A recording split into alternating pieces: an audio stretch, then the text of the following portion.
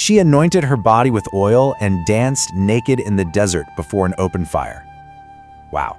Just close your eyes and picture that for a second. The pitch-black desert night, the crackle of the fire, the sheer raw energy. This is exactly how author Barbara Black Koltuv finally connected with the renegade spirit of Lilith. For years, you see, she tried to capture Lilith using just words alone. But Lilith, she's a true free spirit. She absolutely refused to be pinned down on a page. It was only when Koltuv essentially made a deal with this ancient spirit, watching her dance in the desolate wilderness, that she felt the profound emotional transformation of those movements right in her own body and soul.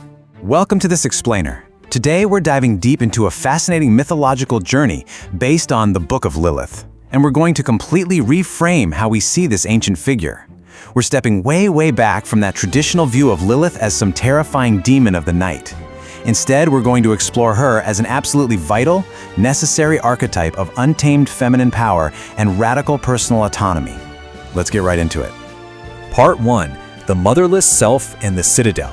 Let's explore Lilith's ancient origins, completely outside the traditional master script. So, according to the oldest myths, Lilith was actually not derived from Adam's rib. She was formed from the exact same earth as him. She represents what we call the essentially motherless form of the feminine self. Because she wasn't born from some pre-existing maternal script, she was basically forced to become the absolute author and architect of her own existence. I mean, talk about complete narrative sovereignty. Her freedom is radical precisely because her only heritage is the red earth, the Adama of her own body.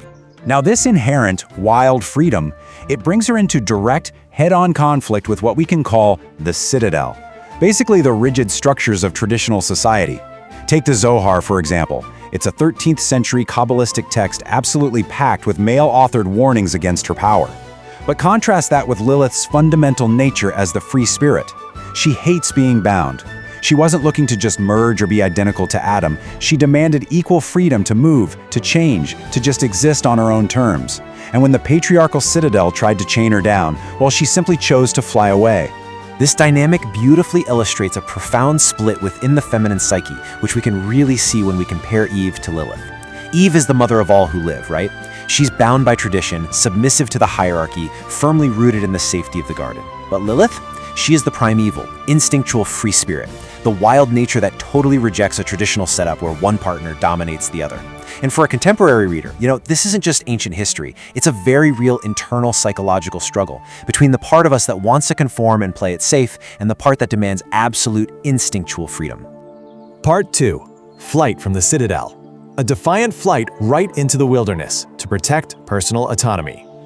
Historically, society's been pretty quick to label women who refuse to submit as the mad woman in the attic. But here's the thing.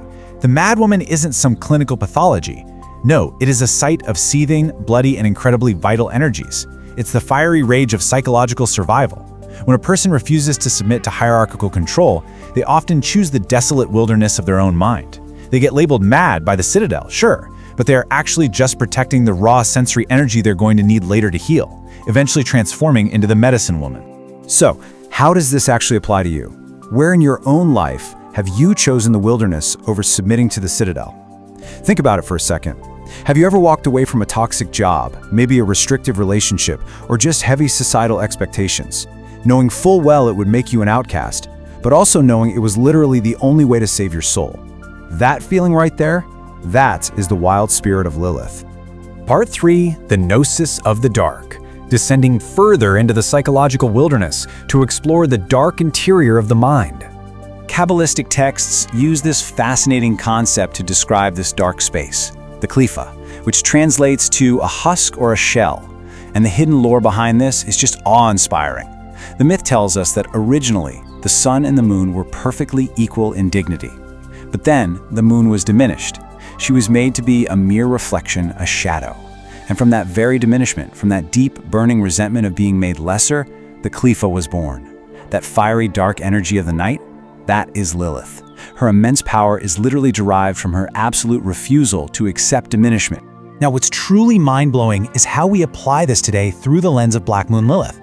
The Citadel looks at the neurodivergent interior, or those dark, unstructured parts of our minds, and it sees a dangerous void. It immediately tries to pathologize it with a clinical file. but Black Moon Lilith represents the exact space where that clinical file completely falls apart. It's not a danger. Actually, scratch that. It's a sanctuary garden. It's a place of deep instinctual knowing rather than just believing what you're told. It is the very space where our most authentic legacy moments are stored. Take a look at this incredible terracotta relief from Sumer, dating all the way back to around 2000 BC. This is Lilith as the Lady of the Beasts. Notice how she's holding the rod and the circle. Those are ancient symbols of absolute dominion. And she is standing firmly on the backs of solar lions, which symbolize masculine consciousness, while flanked by lunar owls, representing the profound wisdom of the night. In her desolate wilderness, her solitude hasn't withered her at all. It's become her superpower. She has achieved total ascendancy and profound wisdom. Part 4. Becoming the Medicine Woman.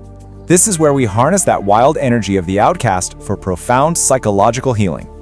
To achieve this healing, we perform what's called linguistic alchemy. Think of it like this. We are digital alchemists today. We use our spiritual technology, our phones, our apps, even AI, as our modern-day familiars to do linguistic archaeology. We're actively digging up these suppressed stories, taking old texts like the Zohar, which were originally meant to strict warnings against Lilith, and we're reclaiming them. We're unearthing the empowering myth of the outcast woman, transforming the narrative, and utilizing our own unique psychological landscapes as actual tools for healing. This really powerful woodcut from 1470 beautifully visualizes the integration of our transpersonal shadow. You see a crowned, winged Lilith offering the apple to Eve. This is a massive, transformative turning point. When the traditional, compliant Eve part of a modern reader finally encounters and accepts the untamed, instinctual Lilith side, everything changes. You stop grinding yourself down just to fit the mold, and you finally reclaim the full, beautiful spectrum of your true nature. Part 5. Return of the Outcast. Let's conclude our journey by looking at how embodying the spiritual outcast is actually a position of incredible clarity. You see, embodying the spiritual outcast isn't a weakness. It's a position of supreme clarity and strength. I want to read this lyrical reminder from the text just to bring that visceral feeling of the desert dance right back to you. Listen to this. There was a time when you were not a slave. Remember that. You walked alone, full of laughter, you bathed bare-bellied. Wow, this is the memory of your inherent freedom, buried deep in your psychological red earth. Let it be a profound realization of the untamed power you've literally always held. By refusing to submit to the hierarchical arrangements of the Citadel, the outcast becomes the only one truly capable of what we call clear seeing. So, I want to leave you with this final, provocative thought to chew on. Will you embrace the outcast within to finally achieve clear seeing and radical self-love? Because true autonomy requires us to stop fearing our own untamed nature and start dancing with it in the firelight. Thanks so much for exploring this explainer with me.